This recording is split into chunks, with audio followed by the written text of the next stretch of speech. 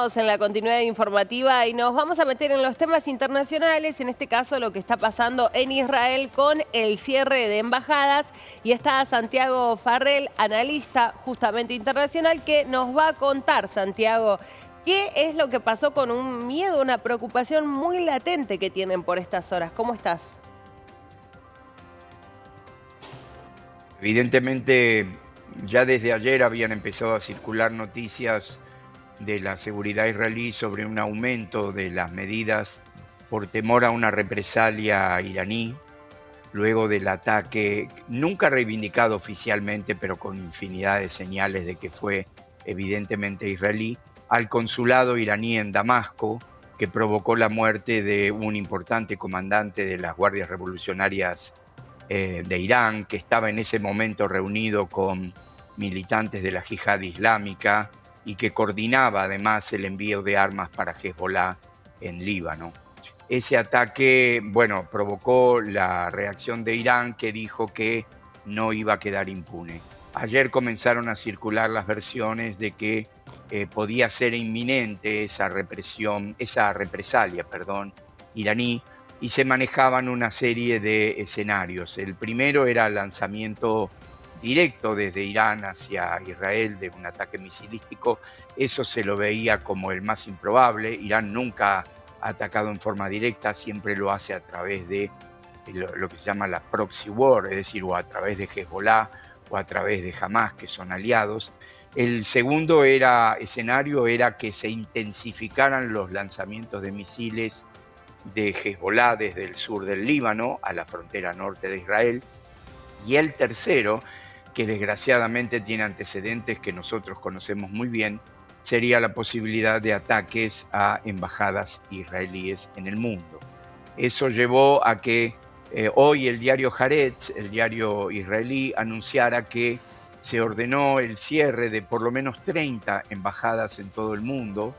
Yo no estoy en condiciones de saber si la de Buenos Aires lo ha sido cerrada. Sí sé que, por ejemplo, la de Roma ha sido cerrada. Se le ha pedido a la gran mayoría de los embajadores que no asistan a actos públicos ni a acontecimientos donde pueda aumentar el riesgo de atentados, porque sería uno de los escenarios más posibles que sin duda Es ya ha igual, utilizado. Santiago, es una situación muy compleja pensar ya que esto, hemos visto, ¿no? También en la historia, directamente involucra incluso a otros países también, ¿no? Porque estamos hablando de el cierre de 30 embajadas alrededor de todo el mundo por una preocupación, por un miedo que realmente para ellos, no es una decisión que se tome a la ligera, ¿no? Evidentemente hay una situación de riesgo alto.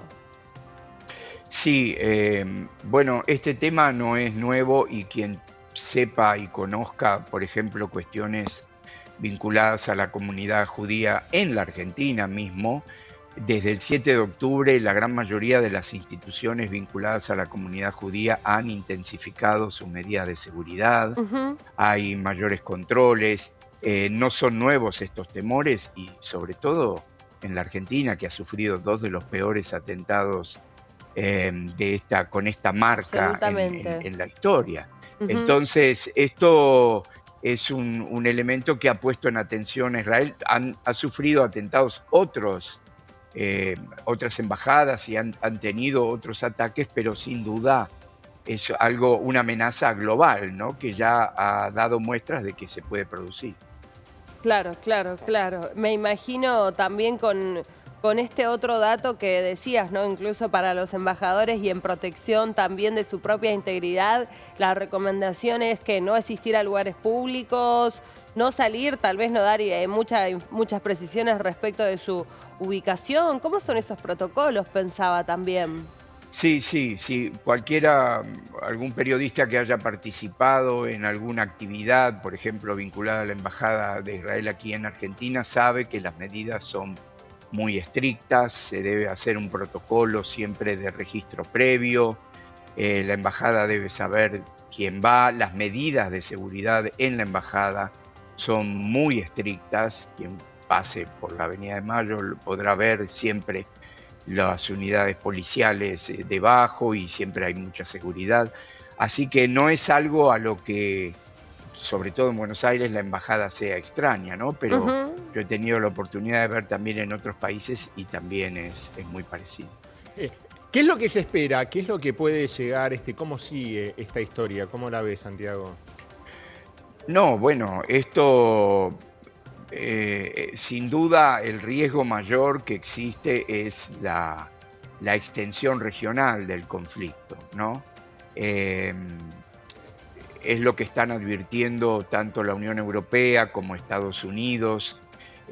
Verdaderamente la esencia del conflicto es Israel-Irán, esa es la clave y lo ha dicho el premier Netanyahu, lo ha dicho ayer y es la clave del conflicto, ¿no? Si bien Israel-Palestinos si se quiere, el conflicto histórico moderno, hoy lo que agita en Medio Oriente es Irán-Israel.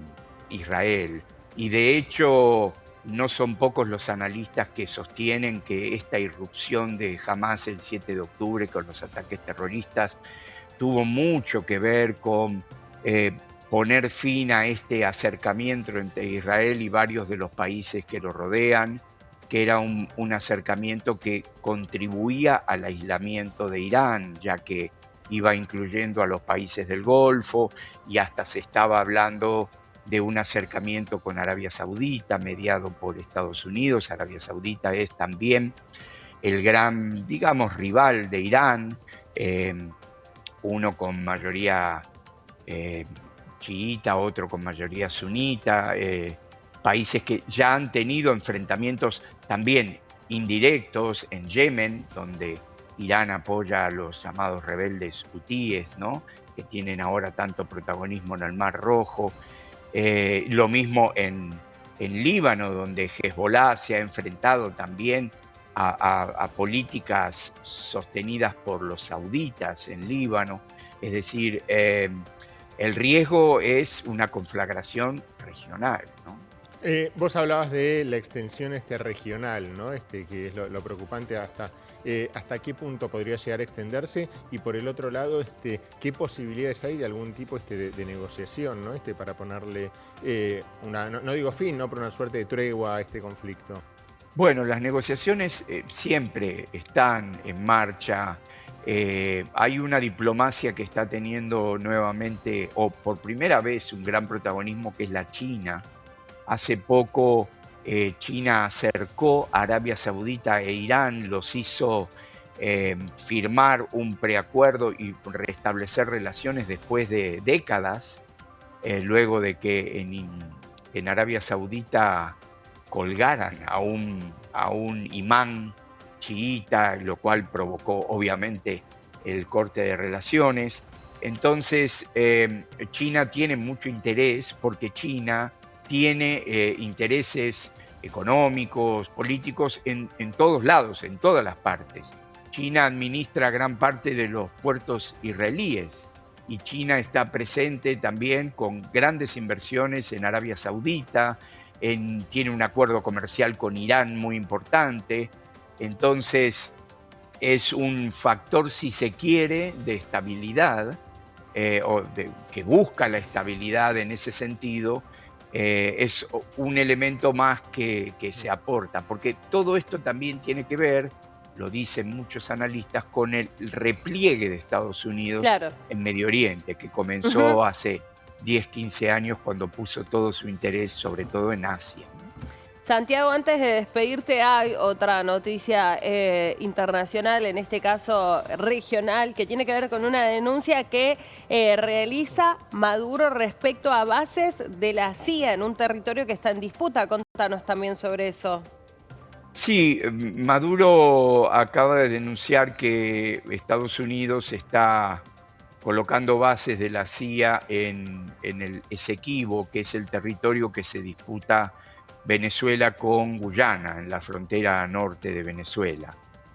Es una cuestión muy particular. Guyana es un país muy especial también porque es un país donde tiene muchas inversiones China, donde tiene muchas inversiones Rusia, y que tiene una muy buena relación con Cuba, que colabora activamente con algunos elementos de la administración de Guyana, pero que claro, han encontrado petróleo que está siendo explotado por una petrolera muy importante norteamericana, y que entonces Maduro sostiene que este hallazgo es relativamente moderno.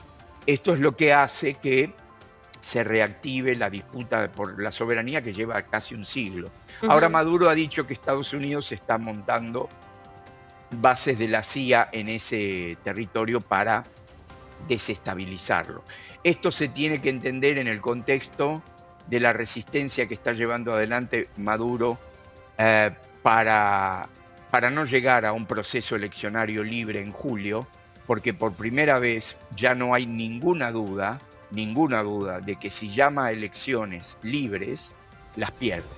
Entonces ha hecho todo, le ha impedido a la oposición registrar a sus candidatos, ha modificado la fecha inconstitucionalmente, ha impedido el trabajo de los veedores o los ha condicionado a los veedores internacionales, todo con el objetivo de amañar de algún modo las elecciones para poder ganarlas, porque sabe que si hay elecciones libres, las pierde. Por lo tanto, ha hecho toda una serie de denuncias, de conspiraciones para meter presos a los principales asesores de la oposición. Ujú.